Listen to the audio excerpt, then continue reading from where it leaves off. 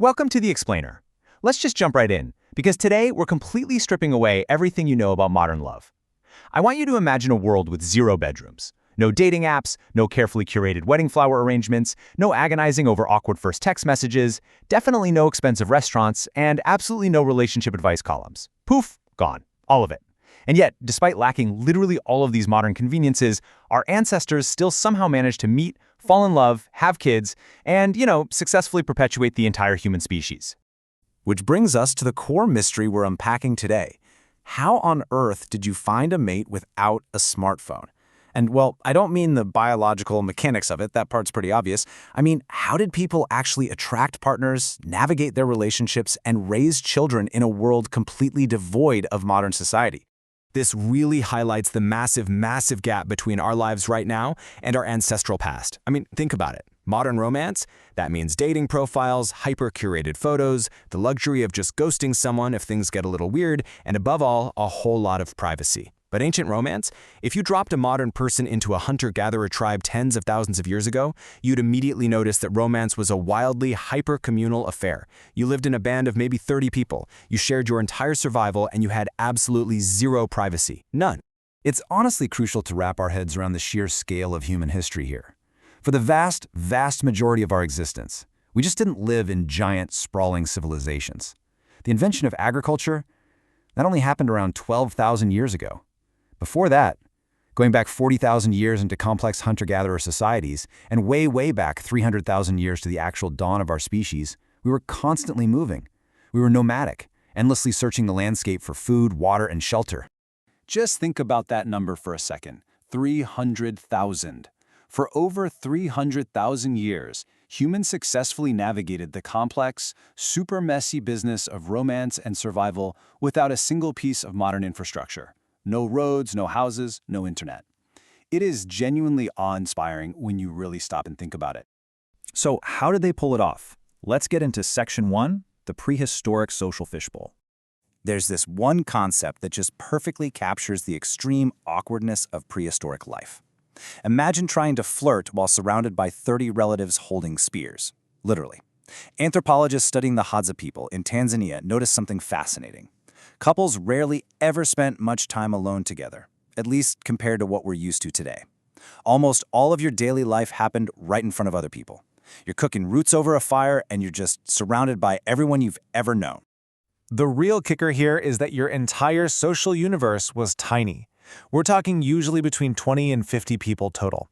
In a group that small, there was absolutely no ghosting, no casually disappearing after a super awkward interaction. Every single argument, every friendship, every sudden spark of attraction, and every messy breakup happened right in front of the entire group. If you totally embarrassed yourself around someone, you can just, block their number. You had to wake up the very next morning and sit around the exact same campfire with them. And because of the setup, your reputation was absolutely everything. Potential mates were constantly watching how you handled stress, whether you were generous with your food, or, hey, if you completely panicked during moments of danger. Now I know, pop culture and movies love to portray cavemen as these highly violent, club-wielding brutes just fiercely competing over women. But the actual evidence, it paints a vastly different picture. In a lot of hunter-gatherer societies, ancient women actually had immense agency. Take the Juhani people of southern Africa, for instance. Women there frequently rejected men they disliked, and divorce, it was totally common and socially accepted. If a relationship got unhappy, people simply separated, usually without a ton of drama. So yes, humans evolved as pair-bonding creatures, but we're talking about incredibly flexible pair bonds. Some lasted decades, and well, others just didn't. Which brings us to what actually sparked that attraction in the first place. Section 2, Survival of the Funniest. It is such a wild realization that humor and storytelling may have literally shaped human evolution. There's this famous study of the Agta people in the Philippines, and researchers found that skilled storytellers weren't just popular at parties, they were highly sought after as mates, and they actually tended to have more children than anyone else in their group. Think about it. In a world without money, fast cars, or flashy status symbols, you simply couldn't hide behind your possessions. An entire camp might have fewer objects than you currently have in your kitchen drawers. So your personality was completely 100% exposed. Being the person who could make everyone laugh around the campfire, that was a massive, game-changing evolutionary advantage. Of course, physical attraction still played a major role, but it was deeply tied to survival. When you look at the prehistoric physical profile, things like scars carried heavy social weight. They definitely weren't seen as imperfections. A hunting scar, that signaled bravery and vital life experience. Body fat was also viewed entirely through the lens of survivability. In harsh environments where starvation was a very real, constant threat, carrying some body fat signaled excellent health, not laziness. And then, there's smell. Today, we slather on deodorants to erase our natural scent, right? But studies actually show we subconsciously prefer the scent of partners whose immune systems differ from our own. Why? Because it increases the chances of having healthier offspring. Basically, your nose was quietly helping you swipe right on the best partner this entire time. So, let's look at the biological imperative driving all of this. Section 3, the ape that needs villages. Let's actually walk through the biology of love step by step. Step 1. Human babies are unusually helpless. I mean, a newborn horse can stand up within a few hours, right? A human baby can't even hold its own head up. Step 2. Because of this extreme helplessness, human children require well over a decade just to become semi-independent. That is a truly enormous biological investment. Which leads us directly to step 3. Evolution created these incredibly powerful emotional attachment mechanisms. Love isn't just nice poetry. It's a hardwired biological failsafe. It was literally designed to prevent two completely exhausted humans from abandoning each other while dragging a screaming toddler across the dangerous prehistoric grasslands. And because that parenting job is so intensely tough, it led to a very specific evolutionary strategy called cooperative breeding. Unlike a lot of other primates, human mothers just did not raise their children alone. They absolutely relied on grandparents, older siblings, aunts, uncles, cousins, basically the whole band. Raising a kid was an incredibly difficult all-hands-on-deck team project. We are, quite literally, the ape that needs a village. Which brings us to one of the most fascinating biological quirks of our entire species, the grandmother hypothesis. Human females experience menopause, which is actually something incredibly rare in the animal kingdom. So why does it happen?